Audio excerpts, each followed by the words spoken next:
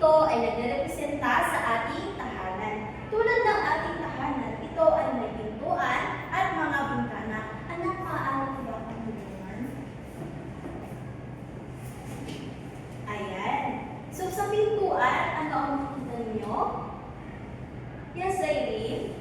Batang nagmamano po sa lola niya. Tama, nagmamano. Kayo ba ay nagmamano sa inyong mga magulang o sa nakatatanda? Oo. Mabuti kung gano'n dahil ang pagmamano ay isang tanda ng ating respeto. Natututo tayo gumalang. Anak, pakilipat mo nga. Ayan. So, sisilip naman tayo sa bintana ng bahay. Ano ang nakikita niyo sa bintana? Yes, Rachel. Nakikita ko po sa bintana isang pamilyang sabay-sabay kumain. Tama. Ang larawan na ito ay nagpapakita ng sama-sama at sabay-sabay kumakain. Kayo ba ay sabay-sabay kumakain sa inyong tahanan? Oo. Magaling kung ganon. Sa kabilang larawan naman, ano ang inyong napansin? Yes, Emma? Sa unang larawan po ay pinapakita ang magulang na tinuturo ang manalangin ng kanyang anak. Tama.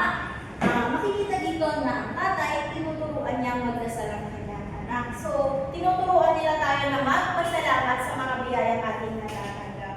Sa inyong palagay, base sa mga larawan na inyong nakita, ano ang epekto nito sa ating sarili? Yes, Insmar. Ma'am, sa palagay ko po, nagkakaroon tayo ng positibong epekto dahil natututo po tayo ng mga magandang asal po, ma'am. Mahusay.